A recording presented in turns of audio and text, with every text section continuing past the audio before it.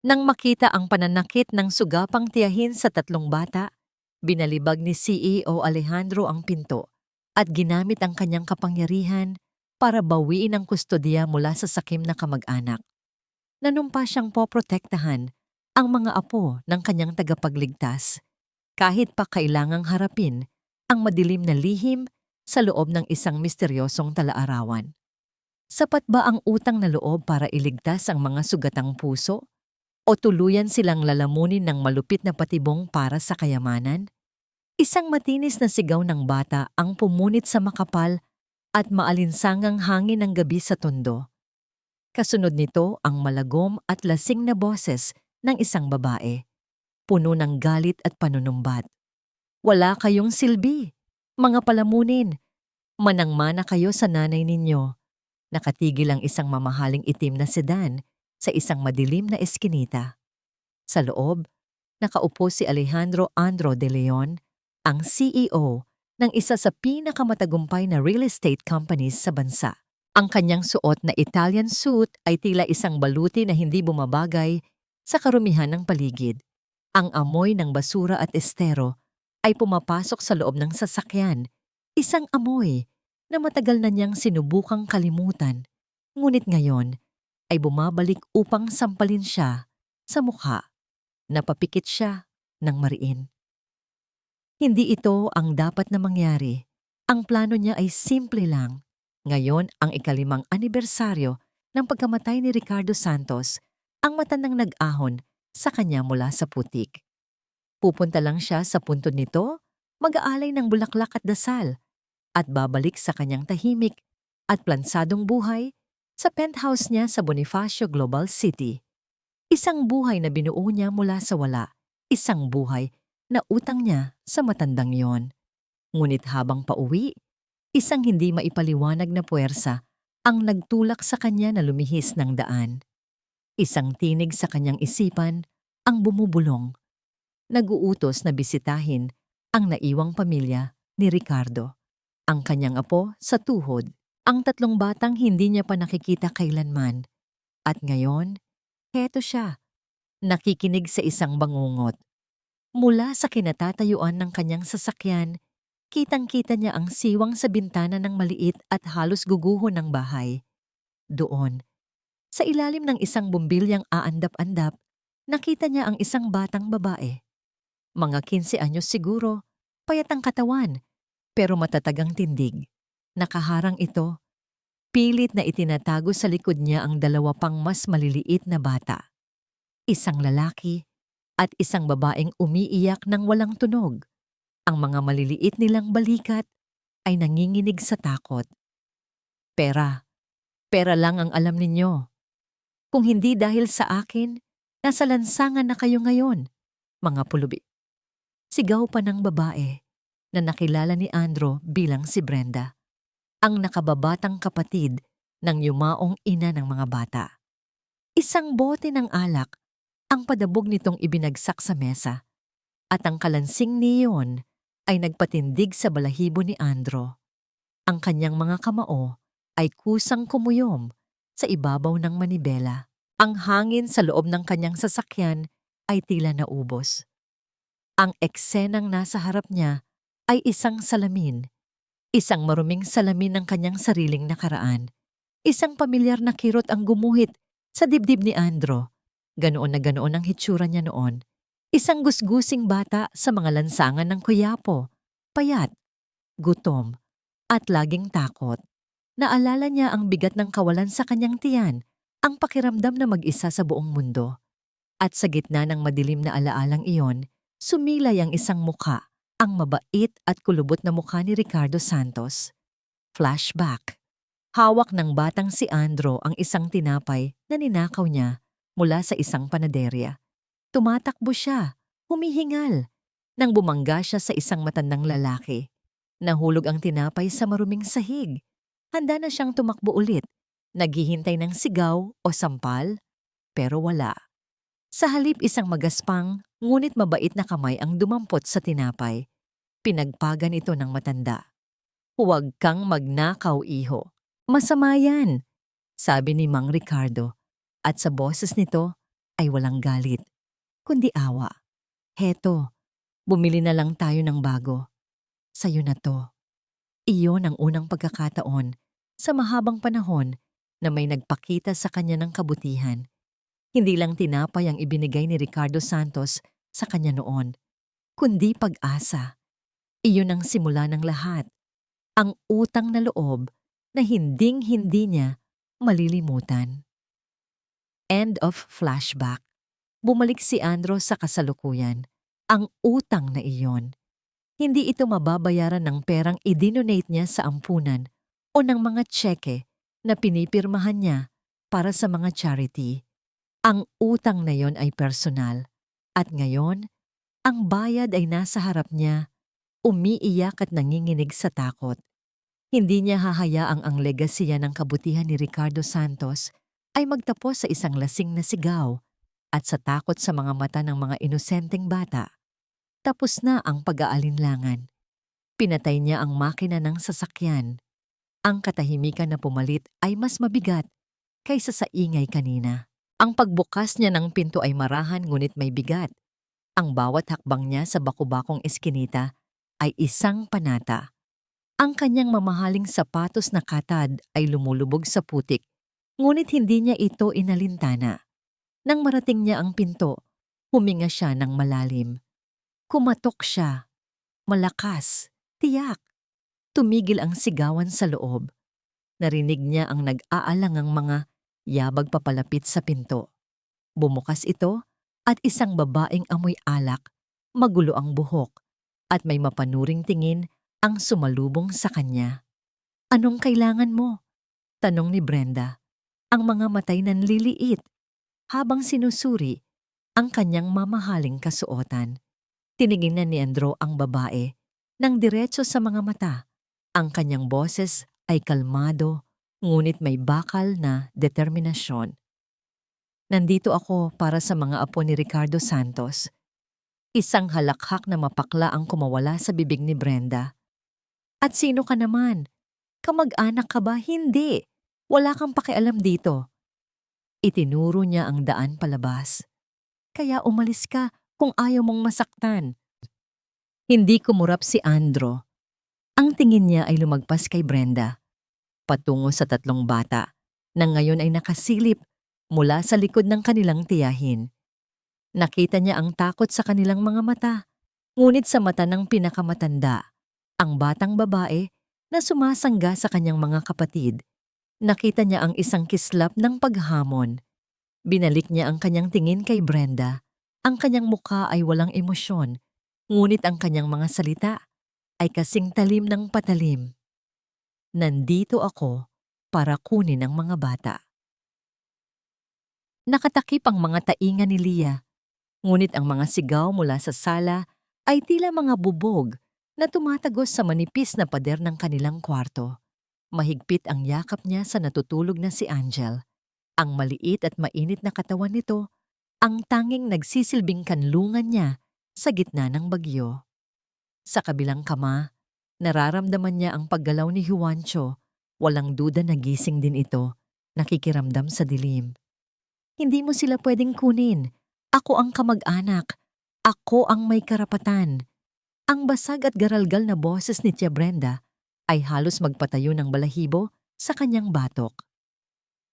"Ang karapatan ay nawawala kapag napabayaan," sagot ng estranghero. Ang boses nito ay kakaiba. Kalmado, malalim, may bigat na tila kayang patigilin ang kahit anong ingay. Ngunit para kay Leah, lahat ng boses ng matatanda ay iisa lang ang tunog. Panganib. Dahan-dahan siyang bumangon, maingat na hindi magising si Angel. Sumilip siya sa maliit na siwang ng pinto.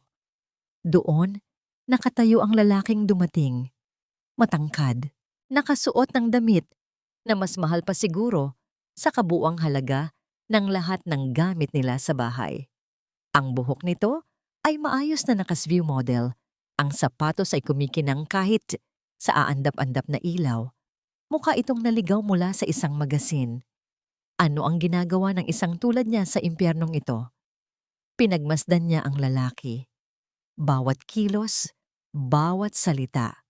Nakikita niya ang paraan ng pagtitig nito kay Tia Brenda. Hindi takot, hindi galit, kundi tila pagod na pagkadismaya. Ngunit nang dumapo ang tingin nito sa direksyon ng kanilang kwarto, sa siwang kung saan siya nakasilip, may nag-iba. Isang bagay na hindi niya mabasa. Awa, pag-aalala, hindi siya naniwala. Ang mga pangako ay hangin lamang. Ang mga salita ay mga patibong. Iyon ang leksyon na paulit-ulit na itinuturo sa kanya ng buhay. Naalala niya ang huling araw na nakausap niya ang kanyang ina. Nakahiga ito sa banig. Ang balat ay kasing putla ng abo. Ang paghinga ay mababaw. Hinawakan nito ang kamay niya. Ang hawak na dati mahigpit ay ngayon ay mahina na. Lia, anak, ikaw na ang ate. Alagaan mo ang mga kapatid mo, ha? Pangako. Ang mga salitang yun ay hindi isang pakiusap. Iyon ay isang testamento. Isang bigat na ipinasa sa kanyang mga batang balikat. At mula noon, iyon na ang naging Biblia niya. Ang tanging batas na sinusunod niya. Pagkatapos mamatay ng kanyang ina, si Tia Brenda ay dumating na parang isang anghel. Mabait, maalaga. Ngunit ang kabaitan ay panandalian lamang. Nang maubos ang kaunting naipon ng kanilang mga magulang, unti-unting lumabas ang tunay nitong kulay. Ang mga yakap ay napalitan ng tulak. Ang mga matatamis na salita ay naging mapapait na mura. Ang pinakamasakit ay nung isang araw, umuwi siyang galing sa paglalabada at naabutan niyang wala na ang lumang baul ng kanyang ina. Ang tanging naiwang pamana nito. Nandoon ang mga damit pangkasal nito, ang mga litrato, ang kwintas na bigay ng kanilang ama. Ibinenta ko na, sabi ni Brenda na amoy alak. Walang bakas ng pagsisisi. Kailangan natin ng pera para sa pagkain. Ngunit alam ni Lia na ang pera ay hindi napunta sa pagkain. Napunta yon sa isa na namang bote ng alak na unti-unting pumapatay sa kanilang tiyahin at sa kanilang pag-asa. Sa araw na yon, natutunan ni Lia ang pinakamahalagang aral. Huwag magtiwala, lalo na sa mga taong nagsasabing tutulong sila. Hindi mo naiintindihan, sigaw ni Brenda sa lalaki na nagpabalik kay Lia sa kasalukuyan. Ako ang nag-aalaga sa kanila. Ito ba ang tinatawag mong pag-aalaga? Ganti ng lalaki. Ang boses ay nanatiling kalmado, ngunit may pahiwatig ng galit na nagtatago sa ilalim. Biglang bumukas nang malakas ang pinto ng kanilang kwarto. Napaurong si Lia. Pumasok si Tia Brenda at sa likod nito ay ang estranghero na ngayon ay mas malinaw na sa kanyang paningin. Ang mga mata nito ay nakatutok sa kanya. Kita mo? Sabi ni Brenda sa lalaki. Sabay duro kay Lia. Itong batang to. Suwail. Palasagot. Kung aalis yan dito, sisiguraduhin kong sa DSWD ang bagsak niyan. At kayong dalawa. Binalingan nito ang mga kapatid niya. Ipapaampun ko kayo sa magkakahiwalay na pamilya. Magkakawatak-watak kayo. Ang bawat salita ay isang suntok sa sikmura ni Lia. Iyon ang pinakamalaki niyang takot. Ang paghihiwalay nilang magkakapatid. Iyon ang sisira sa pangako niya sa kanilang ina. Napakagatlabi siya. Pinipigilan ang mga luhang nagbabantang tumulo. Handa siyang tiisin ang lahat. Ang gutom, ang sigaw, ang sakit. Basta't magkakasama sila. Ngunit ang lalaki ay humakbang pasulong. Tinabingan si Tia Brenda mula sa kanilang paningin. Lumuhod ito ng bahagya upang magpantay ang kanilang mga mata. Ang tingin nito ay diretso, seryoso. At sa unang pagkakataon, nakaramdam si Lia ng kakaibang bagay. Hindi ito awa, ito ay paggalang. Lia, sabi nito sa malumanay na boses. Ang pagbigkas nito sa kanyang pangalan ay tila isang dasal. Pangako, hindi ko kayo pababayaan. Huminto ang mundo ni Lia. Isang pangako. Ang salitang kinamumuhian niya. Ang salitang palaging napapako. Sasama ka ba sa akin? Tinitigan niya ang lalaki. Ang mga mata nito ay malalim at sa loob niyon ay nakikita niya ang isang pamilyar na lungkot. Isang anino ng nakaraan na hindi niya maintindihan. Isang parte niya ay gustong maniwala. Isang parte niya ay gustong sumubok. Ngunit mas malakas ang takot. Mas malakas ang pagdududa. Hindi siya sumagot. Sa halip, hinigpitan niya ang hawak sa kamay ni Juancho na lumapit na sa kanya at sinilip si Angel na mahimbing pa rin. Ang kanyang katahimikan ay mas malakas pa sa kahit anong sigaw. Isang katahimikan na puno ng paghamon, isang tanong na nakabitin sa hangin. Bakit kita pagkakatiwalaan? Ang katahimikan ni Leah ay mas mabigat pa sa mga sigaw ni Brenda. Para kay Andro, iyon ay isang hamon na tinanggap niya ng buong buo. Isang tango lang sa kanyang abogado na naghihintay sa labas. At nagsimula na ang legal na proseso na hindi kayang labanan ng galit at alak lamang. Dumating si Attorney Contreras na may kasamang 2 social worker. Ang kanilang presensya ay kalmado at profesional, isang pader na hindi kayang gibain ng mga panunumbat ni Brenda. Inilabas ng abogado ang isang emergency protective custody order na mabilis niyang nakuha mula sa isang night court judge. Ang papel na yon na may selyo ng batas ang siyang tuluyang nagpatahimik kay Brenda. Ang kanyang mga mata ay nag-aapoy sa galit, ngunit ang kanyang mga salita ay naubos na. Wala siyang nagawa kundi ang manood habang marahang kinakausap ng mga social worker ang mga bata. Habang isinasakay ni Andro ang mga bata sa kanyang sasakyan, naramdaman niya ang titig ng buong eskinita. Mga tinging nagtatanong, naghuhusga. Ngunit ang tanging mahalaga sa kanya ay ang 3 maliliit na pasahero sa likod. Si Angel, na karga-karga pa rin ni Leah, ay nakatulog sa biyahe. Ang pagod at takot ay tuluyan ng bumigay. Si Juancho ay nakadikit sa bintana. Ang mga mata ay nanlalaki sa bawat nagdadaang gusali at makukulay na ilaw. Isang mundo na tila sa telebisyon niya lang nakikita. At si Leah, nakaupo itong tuwid na tuwid sa gitna. Hindi gumagalaw, hindi nagsasalita. Ang kanyang mga mata ay matalim, alerto, sinusuri ang bawat kilos ni Andro sa rearview mirror. Isa siyang bantay, isang sundalo na hindi maaring magpahinga.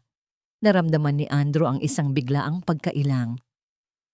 Sanay siyang magsalita. Sa harap ng board of directors, sanay siyang makipagnegosasyon ng milyon-milyong pisong kontrata. Ngunit sa harap ng 3 batang ito, ang kanyang dila ay tila umurong. Ano ang sasabihin niya? Kumusta ang araw ninyo? Masyadong simple. Gusto niyo ba ng investment portfolio? Masyadong komplikado. Nanatili na lang siyang tahimik. Ang tunog lang ng makina at ng aircon ang pumupuno sa loob ng sasakyan. Nang pumasok sila sa basement parking ng kanyang condominium, nagsimula ang tunay na pagbabago. Ang reaksyon ni Juancho nang sumakay sila sa elevator, isang maliit, kumikinang na kahon na umaakyat ng walang hagdan, ay pinaghalong takot at pagkamangha. Wow! Ang tanging salitang lumabas sa bibig nito, isang bulong na puno ng hiwaga. Pagbukas ng pinto ng kanyang penthouse unit, kahit si Andro ay sandaling napatigil. Nakita niya ang kanyang tahanan sa pamamagitan ng kanilang mga mata. Ang sahig na gawa sa marmol na kumikinang, ang mga dingding na salamin mula sa hig, hanggang kisame na nagpapakita ng kumikislap na tanawin ng buong syudad, ang mga kasangkapang minimalist at kulay abo. Para sa kanya, ito ay isang simbolo ng tagumpay. Para sa kanila, ito ay ibang planeta. Dito? Dito po tayo titira? Tanong ni Juancho. Ang boses ay nanginginig. Tumango si Andro. Ito ang bahay ko. Bahay na rin ninyo ngayon. Ngunit ang mga salita ay tila walang laman. Paano magiging tahanan ng isang lugar na kasing lamig at kasing laki ng isang museo? Gutom na ba kayo? Tanong niya. Isang desperadong pagtatangka na maging normal. Ano ang gusto ninyong kainin? Pwede akong magpa-deliver. Steak, sushi, pasta? Ang mga salitang banyaga ay lumutang lang sa hangin. Nakita niya ang pagkalito sa mukha ni Juancho.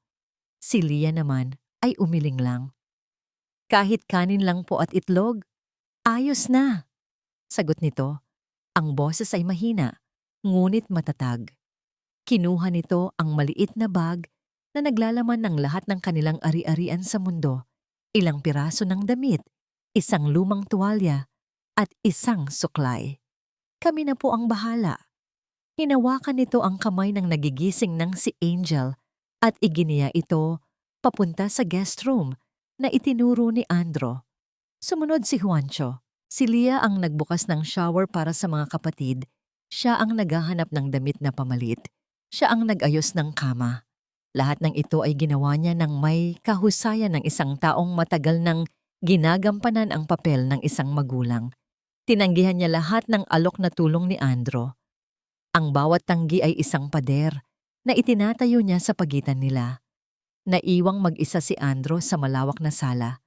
Pakiramdam niya ay mas estranghero pa siya kaysa sa mga bagong dating. Napabuntong hininga siya. Ang pagliligtas sa kanila ay ang madaling parte. Ang tunay na laban ay ngayon pa lang magsisimula. Matapos ang ilang sandali, lumabas si Lia mula sa kwarto. Ang kanyang buhok ay basa pa at nakasuot siya ng isang maluwag na shirt. Sa kanyang mga kamay, dala niya ang isang maliit, luma at medyo nabubulok ng kahon na gawa sa karton. Ito pala ang laman ng bag na dala niya kanina. Maingat niya itong ipinatong sa coffee table. Pinanood siya ni Andro habang binubuksan niya ito. Sa loob ay may ilang mga bagay. Isang baby book, isang rosaryo na may putol na kwintas at ilang mga litratong kupas na. Isa-isa niya itong hinawakan. Bawat isa ay isang piraso ng buhay na ninakaw sa kanila. At pagkatapos, may isang litrato siyang kinuha. Tinitigan niya ito ng matagal. Ang kanyang mga balikat ay nagsimulang manginig. Dahan-dahan, itinaas niya ang kanyang tingin at tumingin ng diretso kay Andro. Ang kanyang mga mata ay naglalaman ng isang bagong emosyon. Hindi na lang pagdududa, kundi matinding pagkalito. Tumayo siya at lumapit kay Andro. Hindi siya nagsalita. Iniabot lang niya ang litrato. Kinuha ito ni Andro at ang kanyang puso ay tila huminto sa pagtibok. Ang litrato ay luma at naninilaw na. Sa larawan, nakatayo ang isang mas batang Ricardo Santos sa harap ng kanyang maliit na bookstore sa Quiapo. Ang kanyang nangiti ay pamilyar at puno ng buhay. At sa tabi niya, nakaakbay sa kanya, ay isang batang lalaking payat, gusgusin, may mga galos sa tuhod at may buhok na hindi pa nasusuklayan. Ngunit sa kabila ng dumi at gutom sa mukha ng bata, mayroong isang kislap ng pag-asa sa mga mata nito. Isang kislap na si Mang Ricardo lang ang nakakita. Ang batang yon ay siya. Itinaas ni Andro ang kanyang tingin mula sa litrato at sinalubong ang mga mata ni Lia. Nakita niya ang tanong doon bago pa man ito namutawi sa mga labi nito. Anong? Nagsimula si Lia. Ang kanyang boses ay bahagyang nanginginig. Anong kinalaman mo sa lolo ko? Ang tanong ay hindi isang akusasyon. Ito ay isang susuplika, isang pakiusap para sa isang sagot na maaring magbigay linaw sa lahat ng kaguluhang bumalot sa kanilang buhay. Tinitigan ni Andro ang batang babae sa harap niya. Sa mga mata nito, hindi niya nakita ang isang kalaban, kundi isang refleksyon. Isang batang pilit na tumatayo sa sariling mga paa, kahit ang buong mundo ay gustong magpabagsak sa kanya. At sa sandaling iyon, sa gitna ng malamig at malawak na penthouse, isang maliit at halos hindi mapansing sinulid ng koneksyon ang nagsimulang mabuo sa pagitan ng ulilang bilyonaryo at ng panganay na naulila. Isang sinulid na hinabi mula sa alaala ng isang mabuting matanda at sa isang kupas na larawan. Huminga ng malalim si Andro. Ang bigat ng mga matang nagtatanong ni Lia ay mas mabigat pa kaysa sa kahit anong board meeting na kanyang pinamunuan. Paano niya ipapaliwanag ang isang buong buhay ng pasakit at pasasalamat sa loob ng ilang pangungusap? Ang Lolo Ricardo ninyo, panimula niya, ang boses ay mas mahina kaysa sa karaniwan. Siya ang nagligtas sa akin. Hindi niya sinabi ang buong katotohanan, ang pagnanakaw, ang pagiging palaboy. Hindi pa ito ang tamang panahon. Binigyan niya ako ng pagkakataon nung mga panahong pakiramdam ko ay wala nang naniniwala sa akin. Pinakain niya ako noong gutom ako. Binigyan niya ako ng trabaho sa bookstore niya. At higit sa lahat, tinuruan niya akong mangarap muli. Nakita niya ang bahagyang pagbabago sa mukha ni Leah. Ang matigas na linya ng kanyang panga ay bahagyang lumuwag. Ang pagdududa sa kanyang mga mata ay napalitan ng isang bakas ng pag-unawa. Hindi ito pagtitiwala, hindi pa, ngunit ito ay isang simula. Dahan-dahan, kinuha nito pabalik ang litrato at maingat na isinilid sa kahon, tila isang sagradong relikya. Hindi na ito nagsalita pa, ngunit sa gabing iyon, natulog ang magkakapatid ng mas mahimbing kaysa sa nagdaang mga taon. Sa mga sumunod na araw, sinubukan ni Andro na punan ng pagkailang sa pagitan nila sa paraang alam niya, pera. Isang umaga, dumating ang sunod-sunod na delivery. Mga bagong damit mula sa mga mamahaling brand, mga sapatos na umiilaw, ang pinakabagong tablet at video game console para kay Juancho, at isang napakalaking dollhouse para kay Angel. Gaya ng inaasahan, ang dalawang bata ay hindi magkamayaw sa tuwa. Narinig ni Andro ang mga hiyawan ng kagalakan, mga tunog na bago at dayuhan sa loob ng tahimik na penthouse. Ngunit nang hanapin ng kanyang mga mata si Leah, nakita niya itong nakatayo sa isang sulok. Ang mga braso ay nakahalukip-kip, ang muka ay walang kagalakan. Hindi po namin kailangan ng lahat ng ito, sabi nito sa kanya mamayang gabi, nang sila na lang ang naiwan sa sala. Ang boses nito ay hindi galit, kundi malungkot. Hindi po kami sanay. Gusto ko lang kayong bigyan ng magandang buhay, Leah. Paliwanag ni Andro. Isang pamilyar na pagkabigo ang gumuhit sa kanyang dibdib. Bakit napakahirap intindihin ng batang ito? Ang magandang buhay po ay hindi nabibili. Sagot ni Leah bago tumalikod at pumasok sa kwarto. Iniwan si Andro na muling nag-iisa sa kanyang malawak na kaharian. Ang tunay na dagok ay dumating kinabukasan sa pamamagitan ng isang tawag sa telepono. Andro, it's Contreras, sabi ng kanyang abogado sa kabilang linya. Ang boses ay seryoso. Natanggap ko na ang kopya ng petisyon. Brenda Reyes is suing you for kidnapping and illegal detention. Humihingi siya ng sole custody sa mga bata. Natawa si Andro, isang tawang walang saya. Are you serious?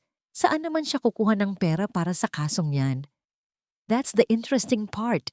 Sagot ni Attorney Contreras. She's being represented by the Del Rosario Vidal Law Offices. Napatigil si Andro. Ang Del Rosario Vidal ay hindi basta-bastang law firm. Sila ang pinakamahuhusay, ang pinakamahal, ang kinukuha ng mga bilyonaryo para ayusin ang kanilang magugulong buhay. Imposible, bulong ni Andro. Saan siya kukuha ng pondo para dyan? Iyon ang aalamin natin. For now, maghanda ka. A social worker will visit you tomorrow. Kailangan nating patunayan na mas may kakayahan kang mag-alaga sa mga bata. Dumating nga si Miss Dizon kinabukasan, isang babaeng may maamong mukha, ngunit may matalas na mga mata.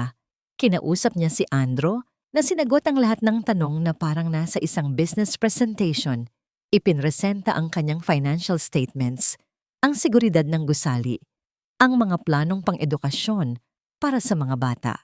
Ngunit nang si Leah na ang kinausap ni Miss Dizon, doon nakita ni Andro ang pagkakaiba. Hindi pera o plano ang sinabi ni Leah. Ikinuwento nito kung paano niya pinapatulog si Angel sa gabi, kung ano ang paboritong pagkain ni Juancho, kung paano niya tinutulungan ang mga kapatid sa kanilang takdang aralin. Ikinuwento niya ang kanilang buhay ang kanilang samahan. Habang pauwi sila mula sa pagbili ng mga gamit sa eskwela, nang hapong iyon, napansin ni Andrew ang isang itim na van sa kanyang rearview mirror. Nandoon lang ito, ilang sasakyan ang pagitan. Nang lumiko siya sa isang mas maliit na kalye, sumunod ito. Kumabog ang dibdib niya. Coincidence lang ba ito?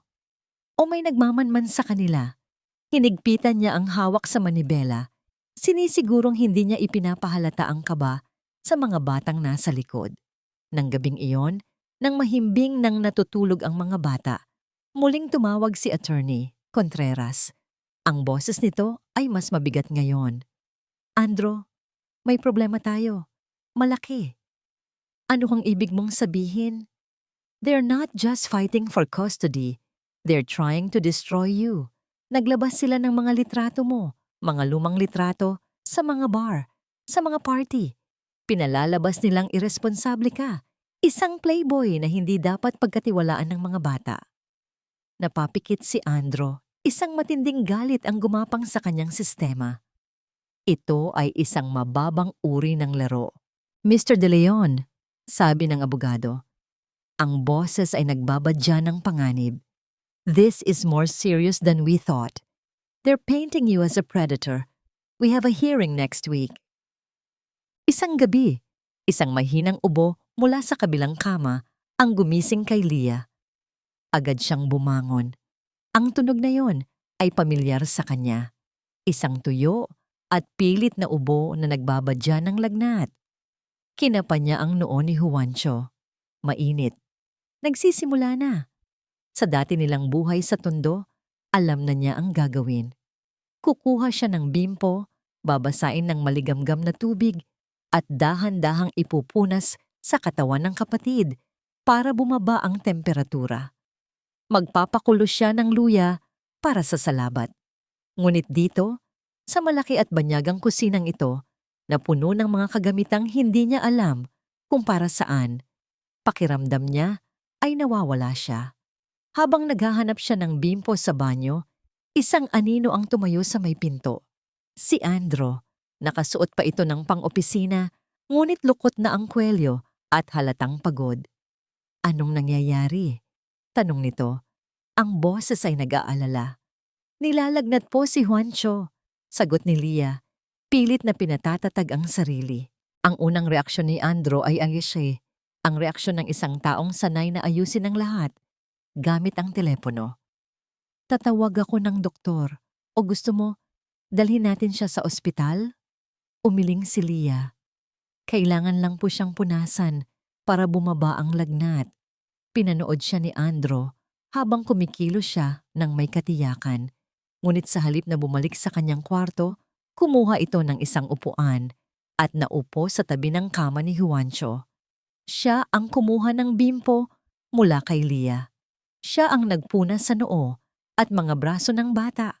Ang kanyang mga kamay na sanay sa pagpirma ng mga kontrata ay ngayon ay maingat at malumanay.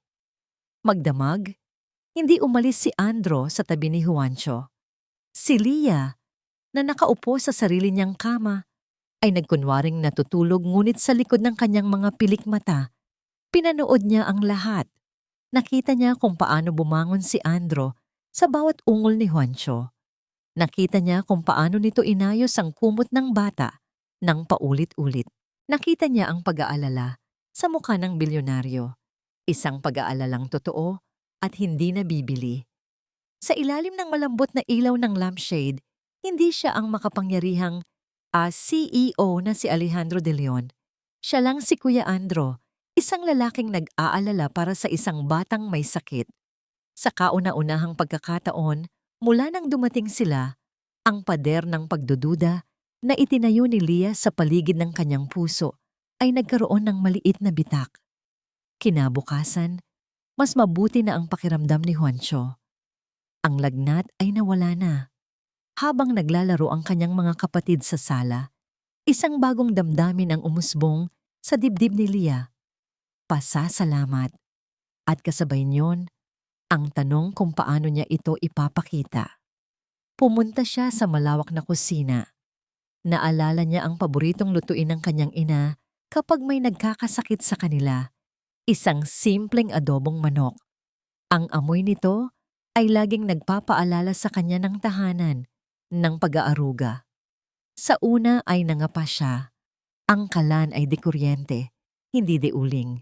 Ang mga kasangkapan ay kumikinang at bago. Ngunit habang hinahalo niya ang tuyo, suka, bawang at paminta, ang pamilyar na amoy ay nagsimulang pumuno. Sa hangin, ang amoy ng kanilang nakaraan, ang amoy ng pagmamahal ng isang ina.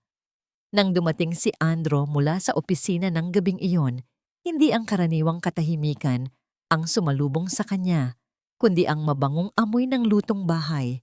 Nakahain na ang pagkain sa mesa, isang mangkok ng kanin at ang adobong niluto ni Lee. Nagluto po ako, sabi ni Lia, hindi makatingin ng diretso. Para po sa inyo. Salamat po sa pag-aalaga kay Juancho.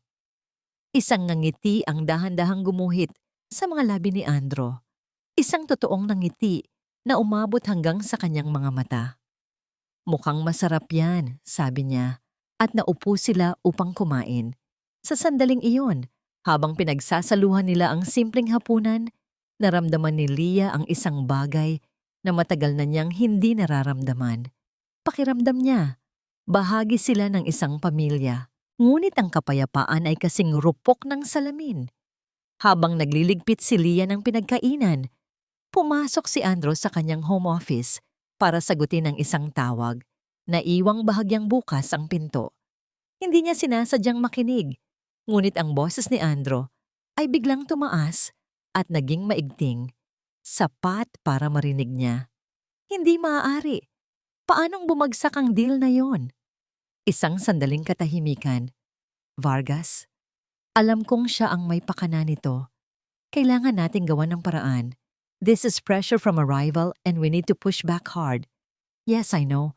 Gamitin mo lahat ng resources.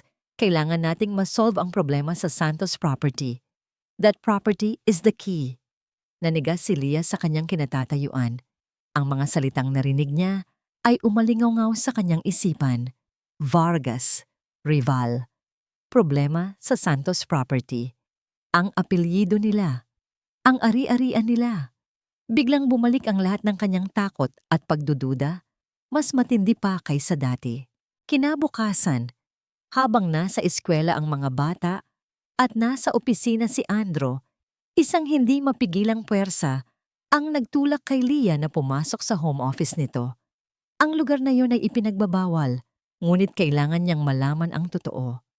Sa ibabaw ng malaking mesa, may isang folder na nakabukas. Ang pangalan sa folder ay malinaw na nakasulat, Vargas Properties, Tondo Acquisition Project. Nanginginig ang mga kamay niya habang binubuklat niya ang mga papel, mga blueprint, mga legal na dokumento.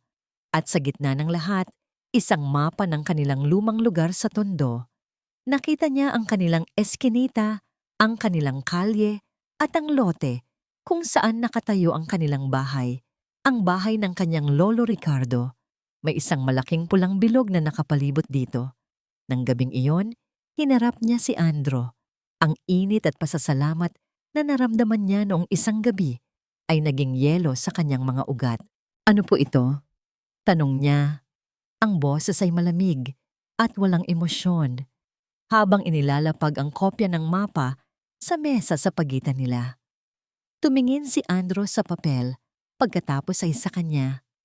Ang mukha nito ay nagpakita ng pagkagulat na agad na palitan ng pagkadismaya. Lia, you shouldn't be in my office. Sagutin niyo po ang tanong ko. Giit ni Lia, hindi nagpatinag. Napabuntong hininga si Andro, isang buntong hiningang pagod. This is business, Lia. Complicated na mga bagay na hindi mo maiintindihan. Hindi maintindihan? Ulit ni Lia, ang pait ay gumuhit sa kanyang boses. Ang alam ko lang, yung bahay na yan ay sa amin. At ngayon, kasama yan sa mga papel ng kumpanya ninyo at ng kalaban ninyo. Ano kami dito, Kuya Andro? Mga sangla? Ang salitang kuya ay binitawan niya na may kasamang panunumbat. Nakita niya ang sakit na idinulot nito sa mga mata ni Andro, ngunit hindi na siya nagpadala. Hindi ganon, Lia. It has nothing to do with you, sabi ni Andro, ngunit ang kanyang pagtanggi ay lalo lang nagpatibay sa hinala ni Lia. Isang malamig na katotohanan ang bumalot kay Lia. Ang kabaitan, ang pag-aalaga kay Juancho, ang mga damit, ang pagkain, lahat ba yon ay bahagi lang ng isang laro? Isang malaking laro ng mga mayayaman kung saan sila, ang mga ulila, ang piyesa na ginagamit para manalo. Tumingin siya ng diretso sa mga mata ni Alejandro de Leon, ang lalaking nagsimula niyang pagkatiwalaan, ang lalaking sa tingin niya ay kanilang tagapagligtas. Ginamit mo lang ba kami? Tanong nindang niya. Ang bawat salita ay kasing talim ng yelo. Parte ba kami ng kung anong laban ninyo sa negosyo? Ang hangin sa loob ng korte ay malamig at mabigat. Para kay Andro, mas nakakakaba pa ito kaysa sa pagharap sa mga international investors. Dito, hindi balanse ng pera ang pinag-uusapan, kundi balanse ng buhay. Buhay ng tatlong bata na ngayon ay nakaupo sa likod, sa pangangalaga ng isang social worker. Ang kanilang mga mata ay puno ng pagkalito at takot. Sa kabilang panig, nakaupo si Brenda. Ang itsura niya ay malayong malayo sa babaeng lasing at magulo na nakita niya sa tondo. Ngayon, nakasuot ito ng simpleng bestida.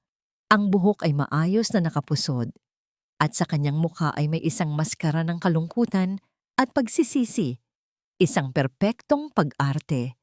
Nagsimulang magsalita ang abogado ni Brenda, isang matikas na lalaking may boses na kayang punuin ang buong silid.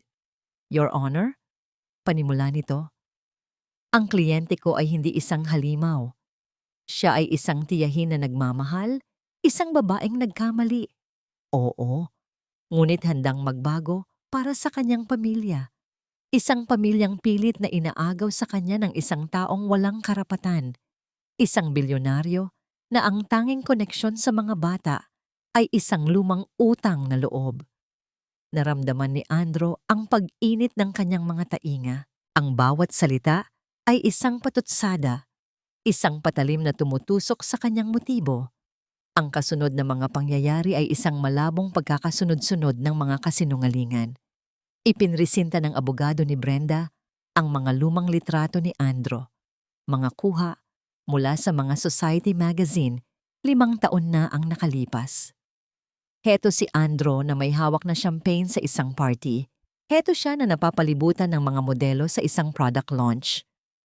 Ito po ba, Your Honor, ang klase ng taong dapat pagkatiwalaan sa pag-aalaga ng 3 batang inosente? Isang playboy? Isang irresponsable? Sinubukan ni Attorney Contreras na tumutol. Objection, Your Honor. Irrelevant. Sustained, sabi ng hukom, ngunit nakita ni Andro ang pagdududa sa mga mata nito. Ang pinsala ay nagawa na. Ang pinakamasakit ay nang tumayo si Brenda sa witness stand. Ang kanyang mga luha ay tila isang bukal na hindi nauubos. Ikinuwento niya ang isang bersyon ng mga pangyayari na baluktot at puno ng kasinungalingan. Sinubukan ko po, Your Honor, sabi niya habang humihikbi. Mahirap po ang buhay, pero hindi ko sila pinabayaan. Isang gabi, bigla na lang siyang dumating. Sabay turo kay Andro. Parang hari. Ginamit niya ang pera niya, ang kapangyarihan niya, para takutin ako, para kunin ang mga bata sa akin, ang tanging pamilyang natitira sa akin. Napakuyom ang kamao ni Andro sa ilalim ng mesa. Gusto niyang sumigaw, sabihin ang totoo. Ngunit sa korte, ang katotohanan ay kung ano ang pinaniniwalaan ng hukom. At sa sandaling iyon, ang hukom ay naniniwala sa pag-arte ni Brenda. Ang desisyon ng hukom ay isang kompromiso, ngunit para kay Andro, ito ay isang malaking pagkatalo. Sa ngayon, dahil sa kakulangan ng matibay na ebidensya ng kapabayaan, mananatili ang mga bata sa kustodya ni Mr. De Leon. Subalit, binibigyan ko si Miss Reyes ng karapatang bisitahin ang mga bata 2 beses sa isang linggo sa ilalim ng supervision ng isang social worker. Para kay Andro, ang desisyon ay isang bomba na sumabog sa kanyang harapan. Pinapasok niya ang kaaway sa loob mismo ng kanyang kuta. Kinagabihan, sa isang mamahaling suite ng isang hotel sa Makati, malayo sa karumihan ng tondo at sa lamig ng korte, nagbago ang anyo ni Brenda. Wala na ang bestida at ang malungkot na mukha. Napalitan ito ng isang makintab na damit at isang mapanagumpay na ngiti. Nasa ibabaw ng kama ang isang makapal na sobrang puno ng pera. "Magaling," sabi ng isang boses mula sa dilim. Lumabas mula sa anino si Antonio Vargas, ang karibal ni Andro sa negosyo. Ang kanyang suot ay isang planstadong suit. Ang kanyang nangiti ay kasing talim ng isang labaha. Inabutan niya si Brenda ng isang baso ng champagne. "Naniwala ba sila?" tanong ni Brenda. Ang boses ay puno ng pagmamalaki. "Naniwala sila sa kung ano ang gusto nilang paniwalaan," sagot ni Antonio habang sinasalinan din ang sariling baso. Ang isang pobreng tiyahin laban sa isang aroganteng bilyonaryo. Palaging panalo ang drama. Umupo si Brenda sa tabi niya. Ang katawan ay malambot at malandi. "Ano na ang susunod na plano, mahal?" Tumingin si Antonio sa bintana, sa mga ilaw ng syudad na tila mga bituin sa kanyang paanan. "Ang pagbisita, iyon ang pagkakataon mo. Kailangan mong mahanap ang mga lumang papeles sa bahay na yon. Ang mga lumang transaksyon ni Ricardo Santos, lalo na ang mga may kinalaman sa kin." May anino ng takot na dumaan sa mga mata ni Brenda. "Bakit ba napaka-importante ng mga papel na yon, Antonio? Hindi ba't mas madaling bilhin na lang ang lote?" Isang malamig na ngiti ang sumilay sa labi ni Antonio. Lumapit siya kay Brenda at marahang hinaplos ang pisngi nito. "Dahil ang mga papel na yon, mahal ko, ay hindi lang tungkol sa isang pirasong lupa. Ang mga yon ay tungkol sa kapangyarihan. Ang mga yon ang pwedeng sumira sa lahat ng pinaghirapan ko at ni Alejandro de Leon." Tinitigan niya si Brenda. Ang kanyang mga mata ay madilim at walang emosyon. "Makuha mo ang mga papel at ibibigay ko sa iyo ang buhay na palagi mong pinapangarap." Mabigo ka. Hinayaan niyang manatiling nakabitin sa hangin ang banta. Naintindihan ni Brenda. Tumango siya. Ang kasakiman sa kanyang mga mata ay mas malakas pa kaysa sa kanyang takot. Itinaas ni Antonio ang kanyang baso. "Isang tagay," sabi niya. Ang boses ay puno ng kasamaan. "Para sa simula ng pagbagsak ni Alejandro de Leon." Nagtagay sila at ang kalansing ng kanilang mga baso ay isang sumpa, isang hudyat ng mas malaking panganib na nagbabadya para sa pamilyang nagsisimula pa lang mabuo sa isang penthouse sa BGC. Ang laban ay hindi na lang tungkol sa kustodya. Ito ay naging isang laro ng pagkagahaman, paghihiganti, at mga lihim na kayang pumatay. Ang tunog ng doorbell ay tila isang alarma ng sunog sa loob ng penthouse. Automatikong nanigas ang katawan ni Leah. Dumating na ang panganib. Tumayo si Andro mula sa kanyang pagkakaupo sa sofa. Ang mukha ay isang blangkong maskara na hindi maitago ang tensyon sa kanyang mga balikat. Sa tabi niya ay si Miss Dizon, ang social worker na naatasang mag-supervise ng pagbisita. "Leah, Juancho, Angel," tawag ni Andro sa malumanay na boses. "Nandito na ang tiya Brenda ninyo." Hinawakan ni Leah ng mahigpit ang kamay ni Angel. Lumapit sa kanya si Juancho at kumapit sa laylayan ng kanyang damit. Naging isang maliit silang isla sa gitna ng malawak na sala. Pagbukas ng pinto, isang taong halos hindi nila makilala ang pumasok. Nakangiti si Brenda, isang ngangiting hindi umabot sa kanyang mga mata. May dala itong malaking paper bag na puno ng chichirya at mga laruang gawa sa plastik. "Mga pamangkin ko," sabi nito sa isang boses na pilit na pinatataginting. "Na-miss ko kayo." Yumuko ito para yakapin si Angel. Ngunit humigpit ang kapit ng bata kay Leah at nagtago sa likod niya.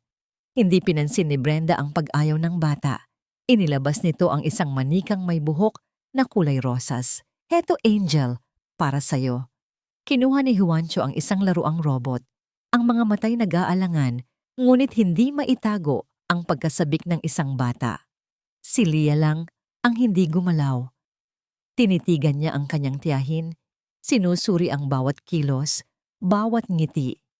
Ang lahat ng ito ay isang palabas, isang kasinungalingan. Salamat po sa pagtanggap sa akin, Mr. De Leon, sabi ni Brenda. Lumingon ito kay Andro na may pekeng pasasalamat. At sa inyo, Miss Dizon, napakabuti ninyo. Ang unang kalahating oras ay isang mahabang pagpapahirap. Umupo si Brenda sa sahig at sinubukang makipaglaro. Nagkuwento ito tungkol sa mga kapitbahay, sa pusa, sa kung gaano nakatahimik ang bahay ngayong wala na sila.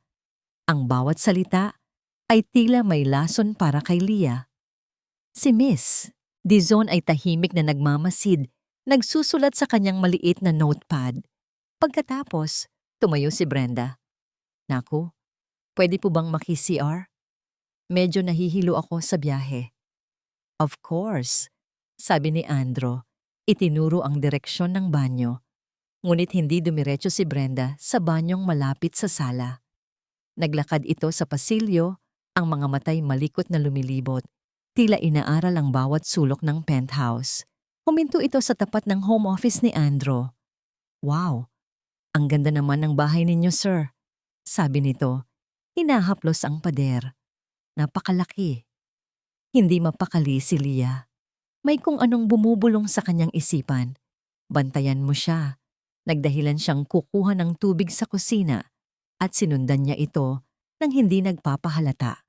Nakita niya kung paano bahagyang itinulak ni Brenda ang pinto ng opisina ni Andro. Sumilip sa loob. Nakita niya ang paraan ng paglibot ng mga mata nito. Hindi na parang namamangha, kundi parang may hinahanap. Pumasok si Brenda sa banyo.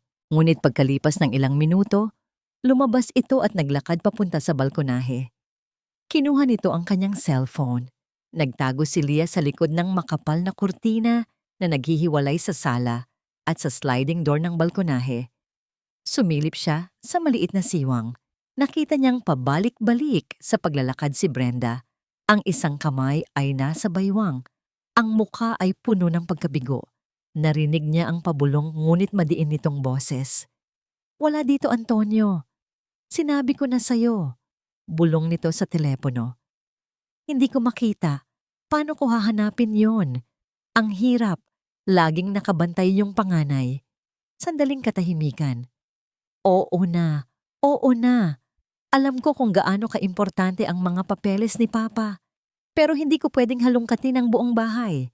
Sa susunod na pagbisita, susubukan ko ulit. Oo. Sige na. Bababa na. Nanlamig ang buong katawan ni Leah. Antonio. Mga papeles ni Papa. Ang mga salitang narinig niya ay tumugma sa mga salitang nabasa niya sa folder ni Andro. Hindi siya nagkakamali. Hindi ito tungkol sa kanila. Ito ay tungkol sa isang bagay na naiwan ng kanyang lolo Ricardo. Isang bagay na gustong makuha ng kanyang tiyahin at ng misteryosong si Antonio. Matapos ang isang oras, tapos na ang pagbisita. Habang naghahanda ng umalis si Brenda at si Miss Dizon, sinamantala ni Leah ang pagkakataon. Nakita niyang abala si Andro sa kanyang laptop. Ang mukha ay kulubot sa stress. Nilapitan niya ito. Kuya Andro, sabi niya. Ang boses ay nanginginig sa pagmamadali. Narinig ko po si Tia Brenda sa telepono. May kausap po siya. Hinahanap niya yung mga papeles ni Lolo. Binanggit niya yung pangalang Antonio. Tumingin sa kanya si Andro. Ngunit ang tingin nito ay tila tumatagos lang sa kanya. Ang isip nito ay nasa ibang lugar, nasa mga problema sa korte, sa kumpanya, sa mga ataking ibinabato sa kanya. Leah, pagod ka lang siguro, sabi ni Andro sa mahinahong boses na pilit. Huwag mo nang isipin yun. Marami lang tayong pinagdadaanan lahat. Pero totoo po yung narinig ko, giit ni Leah. May plano po sila. Huminga ng malalim si Andro at isinara ang kanyang laptop. I appreciate your concern, Leah. Pero baka naman nag-aalala lang ang tiya mo tungkol sa mga papeles ng bahay. Natural lang yon. Okay? I can handle this. Ang kanyang mga salita ay sinadyang maging pampakalma. Ngunit para kay Leah, iyon ay isang pader. Hindi siya pinaniniwalaan. Mag-isa na naman siya sa laban na ito. Nang nasa may pinto na sila para magpaalam, habang kausap ni Andro si Miss Dizon, lumapit si Brenda kay Leah. Ang ngiti sa mukha nito ay nawala at napalitan ng isang malamig at mapanganib na tingin. Yumuko ito na parang may ibubulong. Huwag kang masyadong matalino. Bata ka.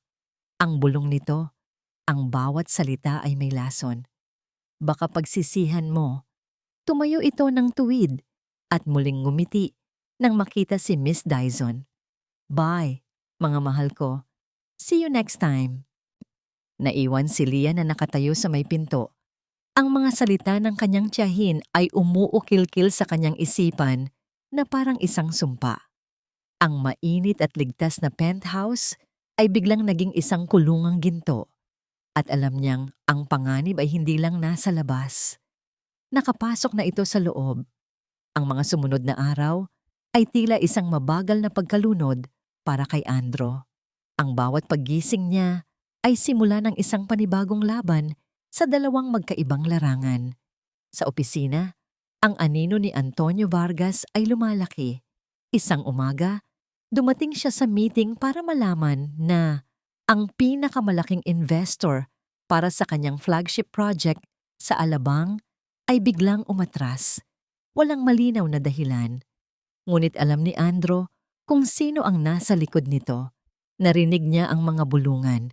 Si Antonio Vargas ay nag-aalok ng mas magandang deal, gumagamit ng mga koneksyon para ipitin ang kanyang mga suppliers at nagpapakalat ng mga alingas-ngas tungkol sa personal na problema ni Andro. Ang kanyang kumpanya na binuo niya mula sa dugo at pawis ay unti-unting dinudugo.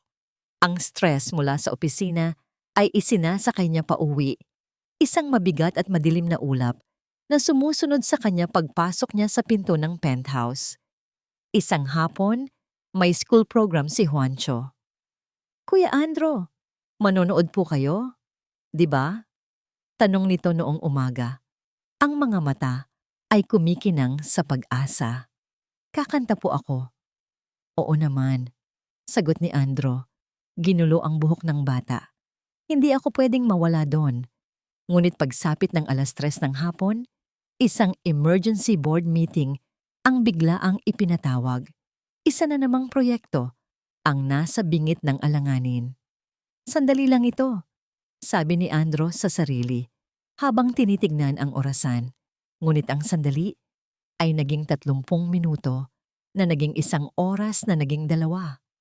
Nang matapos ang meeting at nagmamadali siyang magmaneho papunta sa eskwelahan, tapos na ang lahat. Naabutan niya sina Leah at Angel na naghihintay sa labas ng gate. Si Juancho ay nakaupo sa isang tabi. Ang ulo ay nakayuko. Ang munting tropeo na hawak nito para sa best performer ay tila walang halaga. Pasensya na, sabi ni Andro. Ang bawat salita ay mabigat sa pagkakasala. Nagkaroon lang ng emergency sa opisina. Okay lang po, sagot ni Juancho. Ngunit ang boses nito ay walang sigla. Hindi ito tumingin sa kanya. Ang biyahe pa uwi ay binalot ng isang nakabibinging katahimikan. Nang gabing iyon, sinubukang bumawi ni Leah. Alam niyang pagod at problemado si Andro. Habang abala ito sa kanyang laptop sa sala, ipinagluto niya ito ng kape at gumawa ng sandwich. Marahan niya itong inilapag sa mesa sa tabi nito. Kuya Andro, sabi niya sa mahinang boses, kumain po muna kayo. Halos hindi ito tumingin. Salamat, Leah. Mamaya na. Tatapusin ko lang to. Pinanood siya ni Leah. Nakita niya ang tensyon sa panga nito, ang pagkunot ng noo, ang mabilis na pagtipa sa keyboard. Ang lalaking nag-alaga kay Juancho buong gabi ay tila naglaho na. Ang kaharap niya ngayon ay ang CEO, ang general na nasa gitna ng isang digmaan. Determinado pa ring pag-aani ng loob nito, umupo si Leah sa kabilang sofa. Kuya, gusto ko lang po sanang sabihin ulit. Tungkol po sa narinig ko kay Tia Brenda. Doon na puno si Andro. Leah, please, sabi niya. Ang boses ay tumaas at napuno ng iritasyon na matagal na niyang kinikimkim. Hindi ba't sinabi ko ng ako nang bahala? You have no idea how much pressure I'm under right now. Ang kumpanya, ang kaso, I'm trying to keep everything from falling apart. Napatanga si Leah sa biglaang pagsabog nito. Hindi mo naiintindihan ang mundo ng mga matatanda, Leah. Dagdag pa ni Andro. At sa sandaling binitiwan niya ang mga salitang iyon, alam niyang nagkamali siya. Ang mga salitang iyon ay isang sampal. Isang sampal na nagsasabing, bata ka lang. Isang sampal na bumura sa lahat ng kanyang sakripisyo, sa pagiging ina, sa kanyang mga kapatid, sa pagiging matanda, bago pa man sa tamang panahon. Tumayo si Leah. Ang mga matay nagsimulang mamasa. Ang sakit na naramdaman niya ay hindi dahil sa sigaw, kundi dahil sa katotohanang ang taong nagsimula niyang pagkatiwalaan ay katulad din pala ng lahat. Kapag naiipit, nanunumbat. Naiintindihan ko po, sagot niya. Ang boses ay basag ngunit malamig. Naiintindihan ko po na sa huli, kami lang din ang magkakampi. Hindi na niya hinintay ang sagot nito. Mabilis siyang tumalikod at tumakbo papasok sa kanyang kwarto. Ang pagsara ng pinto ay umalingaw-ngaw sa malawak na sala. Isang tunog na kasing lakas ng isang putok ng baril. Naiwan si Andro na nakaupo. Nakatitig sa screen ng kanyang laptop na hindi na niya binabasa. Ang amoy ng kapeng ipinagtimpla ni Leah ay tila isang akusasyon. Tumingin siya sa sandwich na hindi nagalaw. Sa isang iglap, nawala ang CEO, nawala ang general. Ang natira ay isang lalaking pagod na pagod. Isang lalaking nakasakit sa taong gusto niyang protektahan. Tumingin siya sa saradong pinto. Gusto niyang tumayo, kumatok, humingi ng tawad. Ngunit ang bigat ng kanyang mga problema ay tila mga kadenang pumipigil sa kanyang mga paa. Napasubsob siya sa kanyang mga kamay, sa paghahangad niyang ibigay sa kanila ang lahat. Unti-unti niyang ipinagkakait ang tanging bagay na kailangan nila, siya. At sa katahimikan ng kanyang marangyang penthouse, naramdaman ni Alejandro de Leon ang isang pamilyar na damdamin na matagal na niyang hindi naramdaman. Ang pakiramdam ng pagiging bigo. Ang katahimikan sa pagitan nila ni Andro ay mas malala pa sa sigawan. Sa loob ng 2 araw, para silang mga multo sa loob ng malaking bahay, nagkakasalubong ngunit hindi nag-uusap. Ang bawat isa ay nakakulong sa sariling mundo ng sakit at sama ng loob. Sinubukan ni Andro na bumawi. Nag-uwi ito ng paboritong cake ni Leah, bumili ng bagong aklat para kay Juancho. Ngunit ang mga alay kapayapaan na ito ay tila mga batong inihahagis sa isang malalim na balon. Lumilikha ng kaunting alon, ngunit hindi kayang punan ang lalim ng sugat.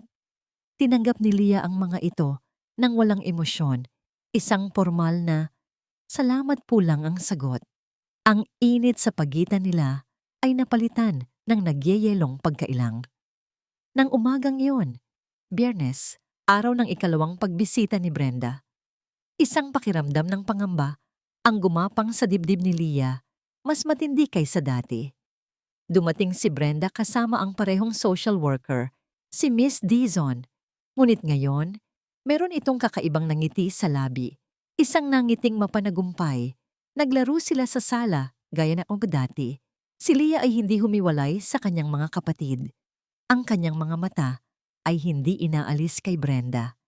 Sa kalagitnaan ng paglalaro, aksidenteng natabig ni Brenda ang isang vase sa isang side table. Nabuhos ang tubig sa sahig. Naku, pasensya na, sabi nito. Kukuha lang ako ng basahan. Nagpunta ito sa kusina. Ngunit bago pa man, may kinuha itong isang bagay mula sa kanyang bulsa. Isang maliit at halos walang lamang bote ng alak. at mabilis na ipinatong sa gilid ng coffee table sa likod ng isang picture frame kung saan halos hindi ito makikita. Walang nakapansin. Maliban kay Leah, nanlaki ang mga mata niya. Handa na siyang sumigaw, ngunit bago pa man siya makapagsalita, ang atensyon ng lahat ay napunta sa isa pang tao na biglang pumasok. Isa pang social worker, isang lalaki, na may kasamang dalawang unipormadong pulis. Mr. Alejandro de Leon? Tanong ng lalaking social worker. Ang boses ay formal at malamig.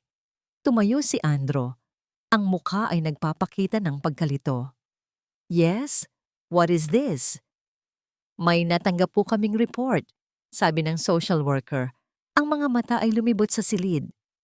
Isang anonymous tip tungkol sa pag-inom ng alak sa presensya ng mga menor de edad. Ang mga mata ng social worker ay agad na napako sa maliit na bote ng alak sa coffee table. Parang huminto ang pag-ikot ng mundo. Ano? Sabi ni Andro, hindi makapaniwala. That's not mine. Hindi ako umiinom. Sir, kailangan niyo pong sumama sa amin, sabi ng isang pulis. At ang mga bata? Sabi ng social worker, ang boses ay walang awa.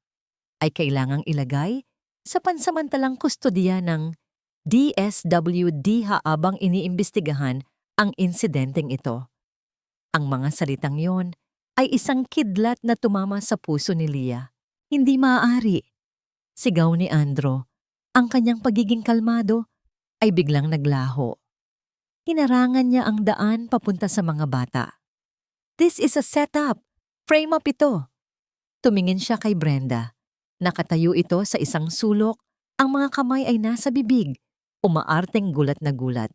Sa likod ng kanyang mga kamay, nakita ni Andro ang isang kislap ng tagumpay sa mga mata nito. Ito, sila ni Antonio. Ito ang kanilang grand finale. Sir, please, huwag niyo na pong pahirapan ng sitwasyon. Sabi ng pulis, hindi niyo sila pwedeng kunin. Pagmamakaawa ni Andro, ang boses ay basag. Tumingin siya kay Leah sa mga mata nitong nanlalaki sa takot. Nakita niya ang pagsisisi, ang sakit. Dapat nakinig ako sa'yo. Dapat pinaniwalaan kita. Pero huli na ang lahat. Ang sumunod na mga eksena ay isang bangungot. Ang pag-iyak ni Angel. Ang pagpupumiglas ni Juancho.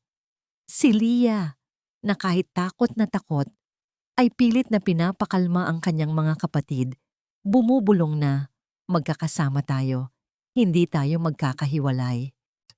Isang social worker ang humawak sa braso ni Angel. Kuya Andro! Sigaw ng bata, ang mga maliliit na kamay ay nagpupumilit na abutin siya.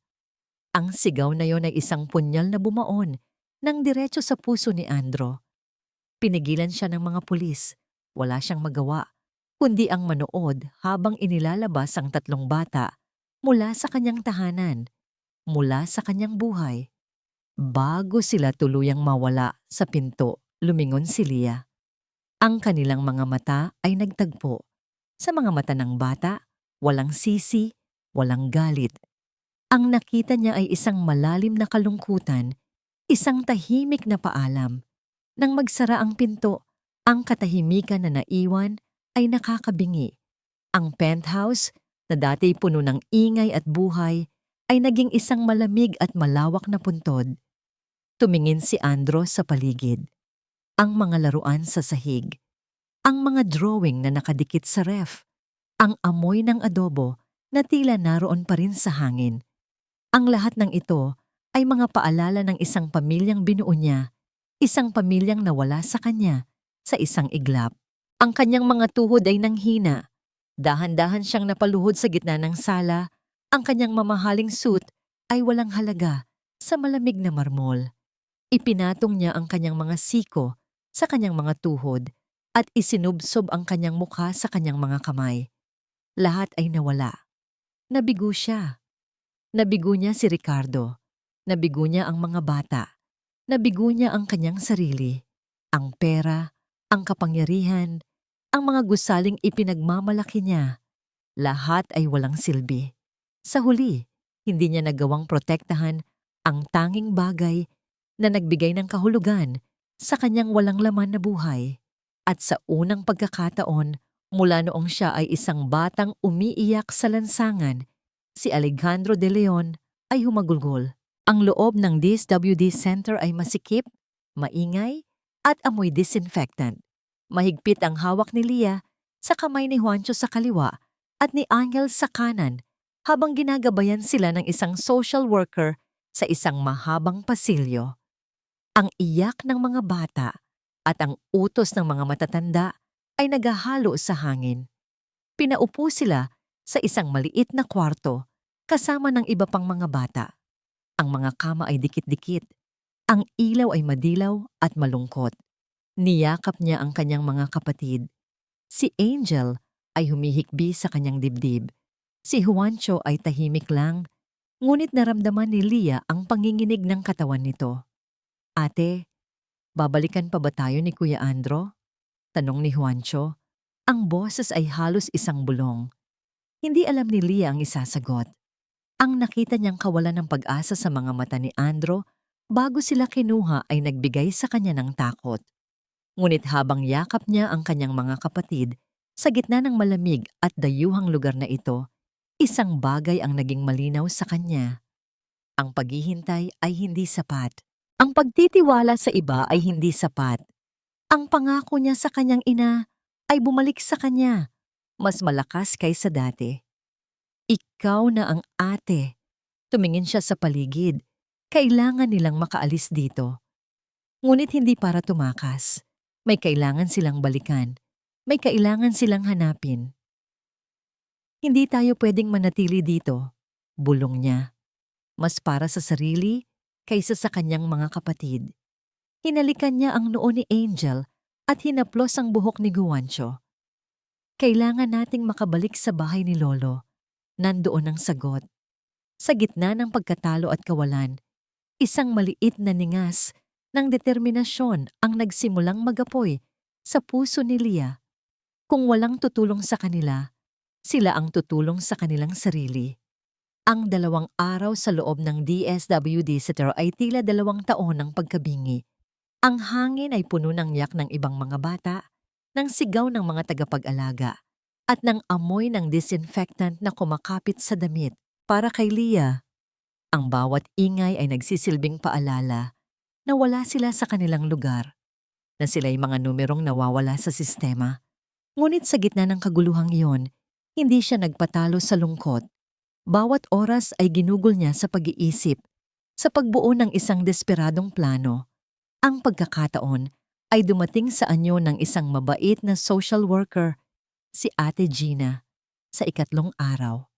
Lia, pinayagan kayo ng korte na bumalik saglit sa bahay ninyo sa Tondo para kumuha ng iba pa ninyong damit at gamit. Sabi nito na may matamis na ngangiti. Sasamahan ko kayo. Isang kislap ng pag-asa ang sumilay sa puso ni Lia. Ito na ang hinihintay niya. Habang naglalakad sila papunta sa service van, hinawakan niya ang kamay ni Juancho at bahagyang pinisil. Juancho, bulong niya, sapat lang para marinig ng kapatid. Kailangan ko ng tulong mo mamaya. Tumingala sa kanya si Juancho, ang mga matay seryoso at puno ng tiwala. Kahit ano, ate. Pagdating natin sa bahay, patuloy ni Lia, kailangan mong kausapin si Ate Gina. Huwag kang aalis sa tabi niya. Magtanong ka ng magtanong tungkol sa mga halaman, sa mga pusa sa bubong, kahit ano.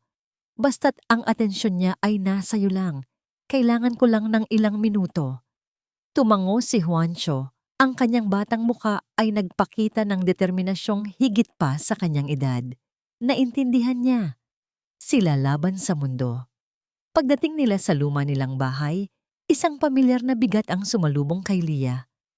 Ang amoy ng alikabok at lumang kahoy ay nagbalik ng mga alaala, mabuti at masama. Ngunit isinantabi niya ang lahat ng iyon. Ngayon ay hindi oras para sa sentimiento. Gaya ng napag-usapan, agad na hinila ni Juancho si Ate Gina papunta sa maliit at magulong bakuran sa likod. Ate Gina, yung pong halamang sili na yan, Maanghang po ba talaga yan kahit hindi pa pula? Tanong nito. Ang boses ay puno ng kuryosidad. Nagsimula na ang kanyang misyon. Mabilis na kumilos si Leah. Hindi damit ang kailangan niya. Dumiretso siya sa madilim na sulok sa ilalim ng hagdanan. Ngunit wala doon ang hinahanap niya. Napakagatlabi siya sa pagkabigo. Saan kaya itinago ni Lolo ang pinakamahalaga niyang mga gamit? Tumingala siya at ang mga mata niya ay napako sa isang maliit na kwadradong pinto sa kisame. Ang attic. Ang lugar na kinatatakutan nilang akyatin dahil sa mga kwento tungkol sa mga gagamba at daga. Walang pag-aalinlangan, hinila niya ang gumigewang na hagdan ng kahoy. Ang bawat baitang ay may kasamang panalangin na sanay hindi ito bumigay. Pag-angat niya ng pinto, isang mainit at makapal na hangin na amoy lumang papel ang sumalubong sa kanya. Gamit ang flashlight ng lumang cellphone na nakuha niya mula sa mga gamit nila, sinimulan niyang sinagan ang dilim. Mga lumang kahon, mga sirang upuan, at makakapal na sapot ng gagamba. Halos mawalan na siya ng pag-asa nang, sa pinakasulok, sa ilalim ng isang tumpok ng mga lumang dyaryo, may nakita siyang kakaiba. Isang lumang baul na gawa sa maitim na kahoy. Ang baul ng kanyang lolo Ricardo. Hindi ito ang baul ng kanyang ina na naibenta ni Brenda. Ito ay mas luma, mas malaki, at mas mabigat. Sinubukan niyang buksan, ngunit nakakandado ito. Ang pagkabigo ay tila isang malamig na kamay na humaplos sa kanyang puso. Ngunit pagkatapos, naalala niya ang isang bagay. Ang maliit na alambre na palaging nakasabit sa gilid ng hagdanan, ginagamit ng kanyang lolo para ayusin ang kung ano-ano. Bumaba siya, kinuha ang alambre at muling umakyat. Nanginginig ang mga kamay niya habang ipinapasok niya ang dulo nito sa maliit na butas ng kandado. Ginalaw-galaw niya ito, kinakapa ang mga ngipin sa loob, gaya ng minsan niyang nakitang ginawa ng kanyang lolo noon sa isang sirang cabinet. Click! Ang tunog ay mahina, ngunit sa katahimikan ng attic, ito ay kasing lakas ng isang kulog. Nanginginig niyang itinaas ang takip ng baul. Ang inaasahan niyang makita ay mga dokumento ng lupa, mga papeles ng negosyo. Ngunit ang laman nito ay iba. Ang laman nito ay ang puso ng kanyang lolo Ricardo. Sa loob, maingat na nakasalansa ng isang koleksyon ng mga notebook na may matitigas na pabalat. Mga journal. Kinuha ni Leah ang isa mula sa pinakaibabaw at binuklat ito. Ang sulat kamay ng kanyang lolo ay pamilyar at puno ng karakter. Nagsimula siyang magbasa. Ang mga pahina ay naglalaman ng pang-araw-araw na buhay ng bookstore, mga listahan ng utang ng mga suki, mga paboritong tula. Ngunit habang lumalalim siya, nagsimulang lumitaw ang mga pangalan. Brenda, Antonio Vargas. Muling nagpunta si Brenda dito. Humihingi na naman ng pera. Ang sabi ay para daw sa pag-aaral, ngunit alam kong sa ibang bagay na pupunta. Awa ang nararamdaman ko para sa kanya, ngunit may kasama itong takot. May kasakiman sa kanyang mga mata na hindi ko gusto. Sa ibang pahina, nagbalik si Antonio Vargas. Ang dating binatang tinulungan ko ay isa ng malaking negosyante. Ngunit may lamig sa kanyang mga mata na wala noon. Mayroon siyang interes sa mga lupain dito sa Tondo. Interes na tila hindi maganda. Paulit-ulit niyang tinatanong ang tungkol sa mga lumang papeles ng negosyo. Sinabi ko sa kanyang, wala na ang mga iyon. Napahinto sa paghinga si Leah. Eto na, ang mga piraso ng palaisipan ay nagsisimulang magkabit-kabit. Mabilis niyang binuklat ang iba pang mga journal, hinahanap ang mga huling sulat. At doon, sa pinakahuling journal, sa isang pahinang may petsang 1 linggo, bago ito mamatay sa atake sa puso, isinulat nito. Alam kong may masama silang binabalak, si Brenda at si Antonio. Naririnig ko ang kanilang mga pag-uusap sa telepono kapag akala nila ay tulog ako. Hindi lupa ang habol nila. Ang habol nila ay ang lumang kasunduan namin ni Antonio. Isang patunay ng pandaraya na ginawa niya sa simula ng kanyang karera. Isang bagay na maaring sumira sa kanya. Itinago ko ito, hindi para sa akin, kundi para protektahan ang aking pamilya kung sakaling may mangyari sa akin. Patuloy siyang nagbasa, ang kanyang puso ay kumakarera.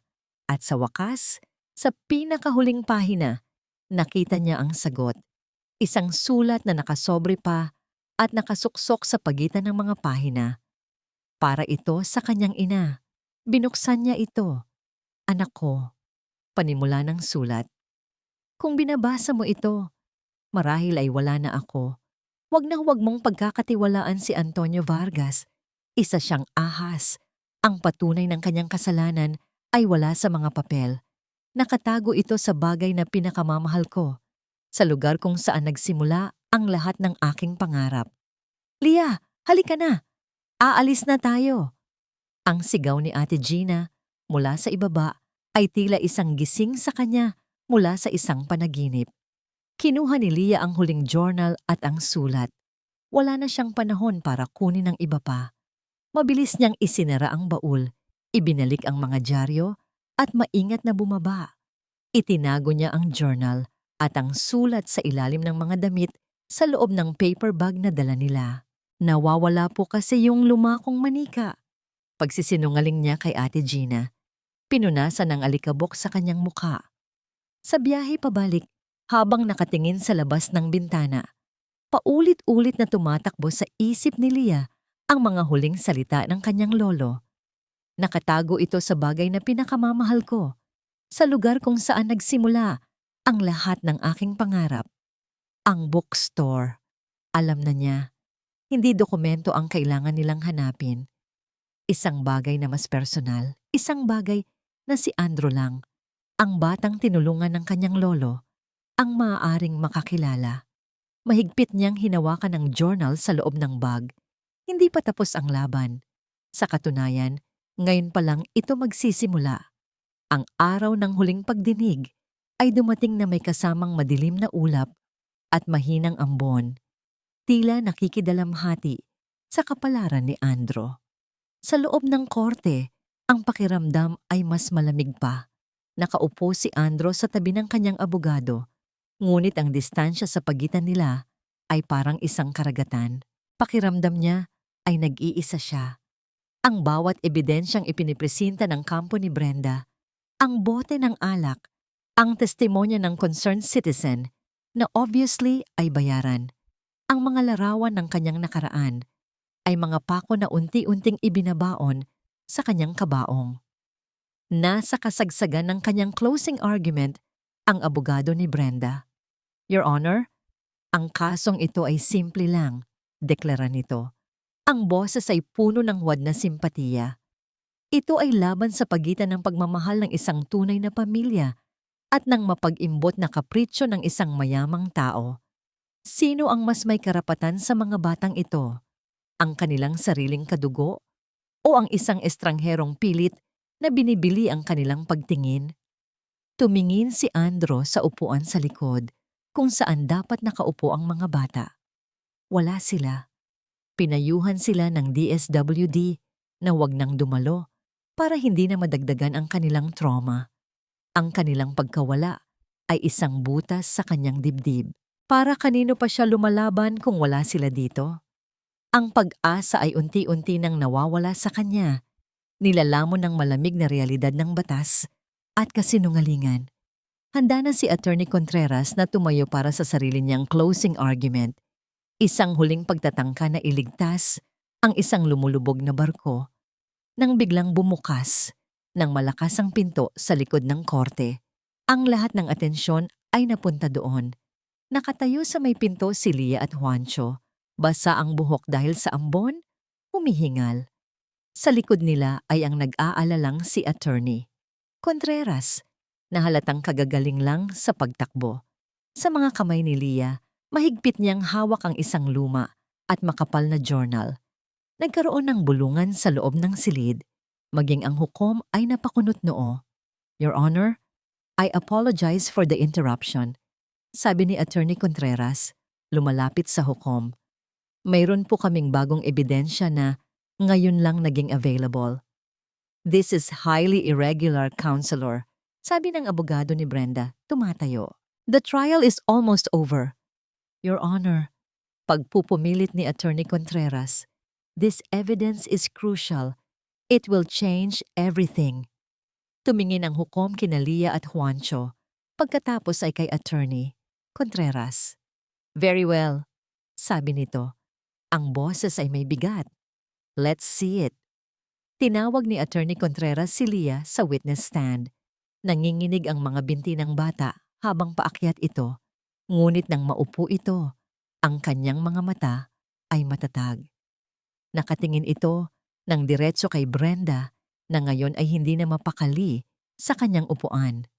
Maari mo bang sabihin sa korte kung ano ang hawak mo? Lia? Tanong ni Attorney Contreras. Ito po ang journal ng Lolo Ricardo ko. Sagot ni Lia. Ang kanyang maliit na boses ay umalingaw-ngaw sa tahimik na korte. Ang huling journal na sinulatan niya bago siya mamatay, ibinigay niya ito sa abogado na ipinasa naman sa hukom. Your Honor, I would like to read an entry from a week before Mr. Santos's death. Nagsimulang magbasa si Attorney Contreras. Ang mga salita ni Ricardo Santos ay tila isang multo mula sa nakaraan na nagsasabi ng katotohanan. Binasa niya ang tungkol sa pag-aalala nito sa kasakiman ni Brenda. Binasa niya ang tungkol sa mga pagbisita ni Antonio Vargas at sa paghahanap nito sa mga lumang papeles. Nang mabanggit ang pangalan ni Antonio Vargas, isang kilabot ang gumapang sa buong silid. Si Antonio Vargas ay hindi lang basta negosyante. Siya ay isang makapangyarihang tao na kilala sa buong bansa. Ngunit ang huling bahagi ang siyang tuluyang gumiba sa lahat ng kasinungalingan.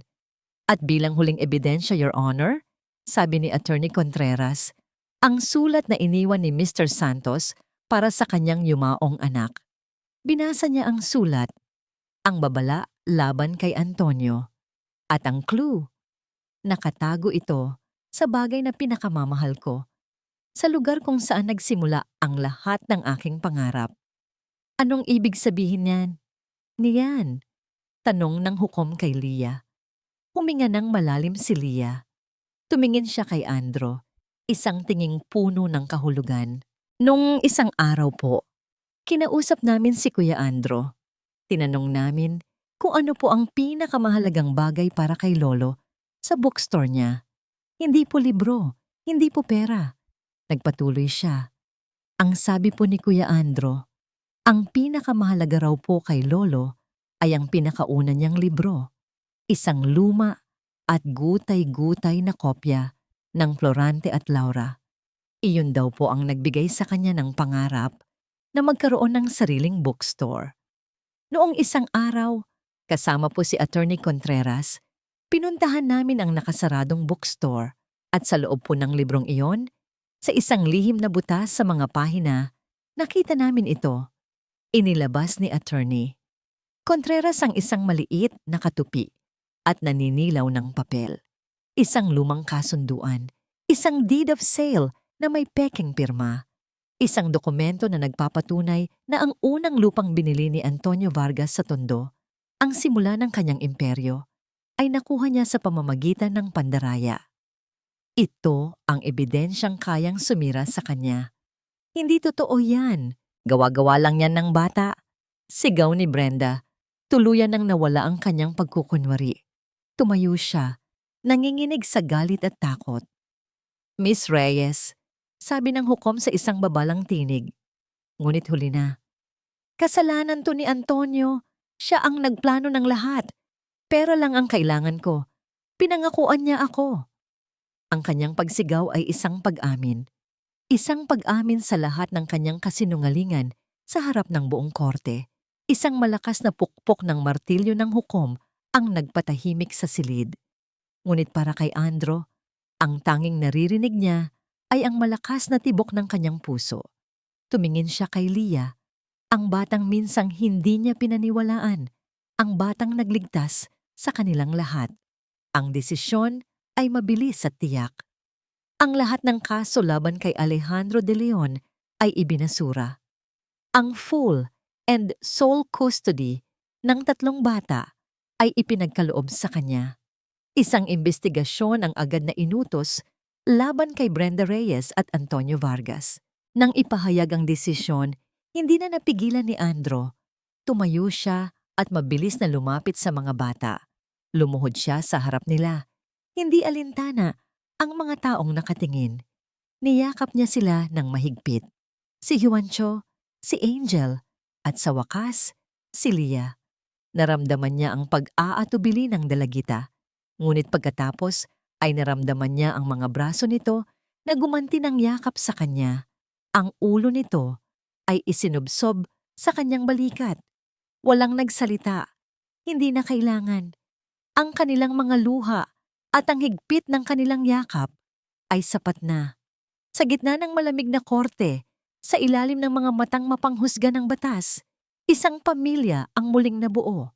At sa unang pagkakataon, sa isang boses na basag ngunit puno ng pagtanggap, narinig ni Andro ang salitang matagal na niyang hinintay. Kuya Andro. Makalipas ang 6 na buwan, ang tunog ng alarm clock ay napalitan na ng tunog ng tawanan at maliliit na mga yabag. Ganito na ngayon ang bawat umaga ni Andro.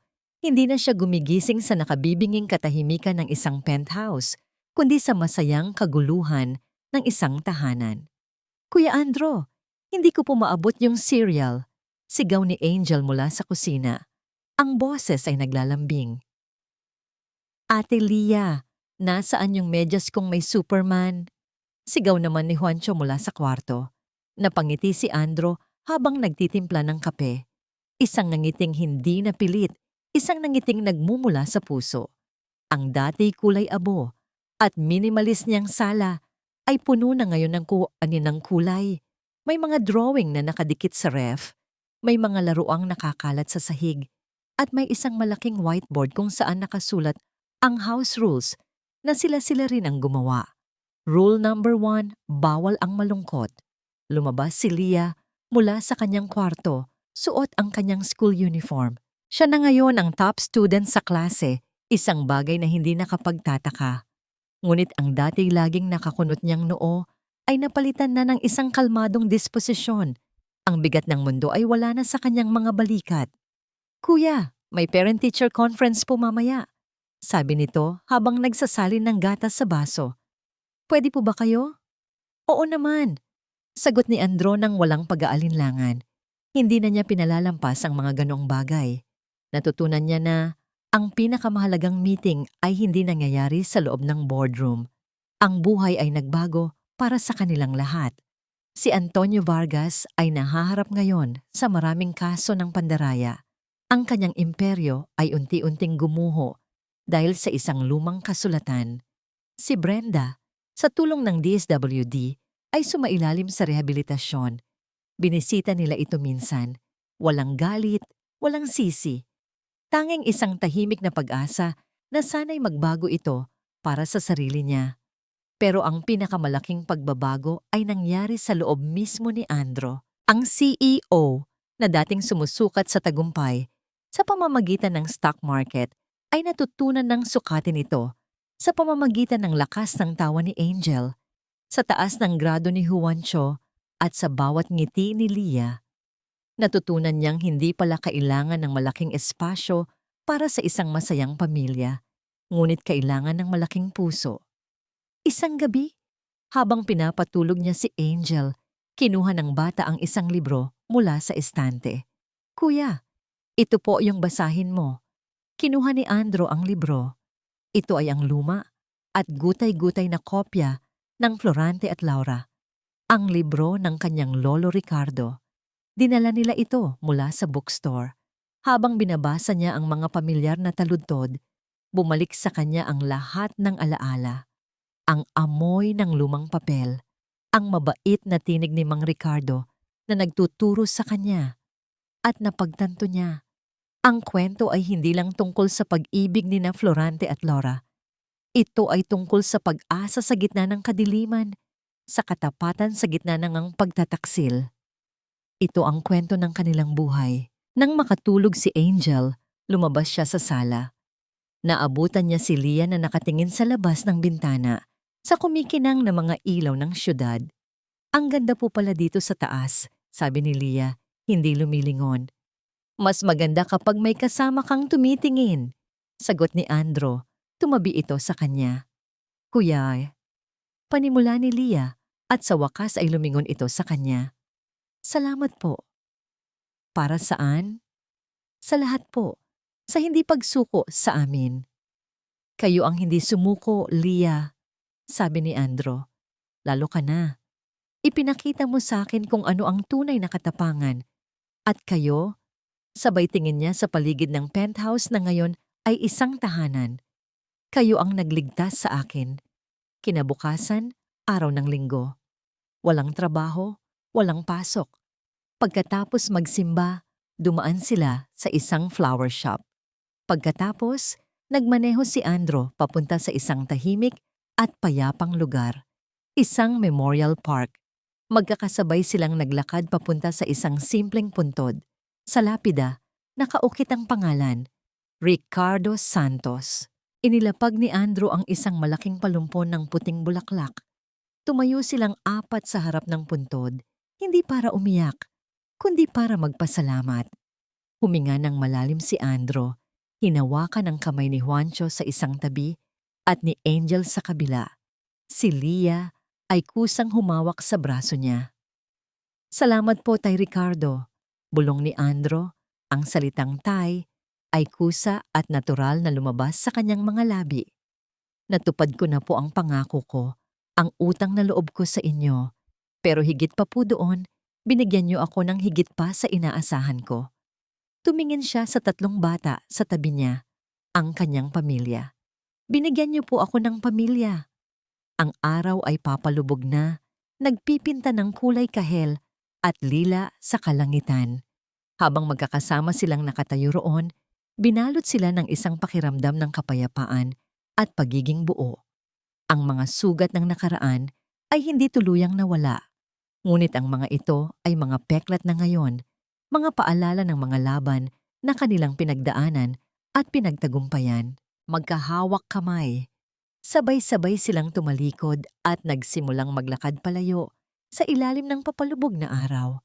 Ang kanilang mga anino ay humaba at nagsama-sama, bumubuo ng isang anino, ang anino ng isang pamilya. Isang pamilyang hindi binuo ng dugo, kundi ng pasasalamat, sakripisyo at pagmamahal. Isang pamilyang mula sa puso. Sa pagtatapos ng kwentong ito, malinaw na ipinakita ng buhay ni Alejandro Andro de Leon na ang tagumpay ay may saysay lamang kapag ginamit para sa kabutihan. Mula sa isang batang lansangan hanggang sa pagiging CEO, hindi niya kinalimutan ang utang na loob at ang pangakong iligtas ang mga naiwang bata ng kanyang anyan. Ang mga umabuso, nagsamantala, at nagplano ng kasamaan ay naharap sa hustisya, habang ang mga piniling magmahal at magsakripisyo ay ginantimpalaan ng isang tunay na pamilya. Dito natin nakita na ang dugo ay hindi sapat upang bumuo ng tahanan. Ang tiwala, pag-aaruga, at malasakit ang siyang nag-uugnay ng mga puso. Ngayon, nais naming marinig kayo. Naniniwala ba kayo na ang pamilya ay maaaring piliin at buuin sa pamamagitan ng kabutihan? Kung kayo ang nasa posisyon ni Andro, tutulong ba kayo kahit may kapalit na panganib at pagdududa? May karanasan ba kayong nagpatunay na ang pasasalamat at pagmamahal ay kayang maghilom ng sugat? Kumusta kayo ngayon? May pinagdaraanan ba kayong mabigat? O may kabutihang naranasan na nais ibahagi? Maraming salamat sa patuloy ninyong pagsuporta. Nandito kami, nakikinig at nagmamalasakit sa bawat kwentong ating pinagsasaluhan.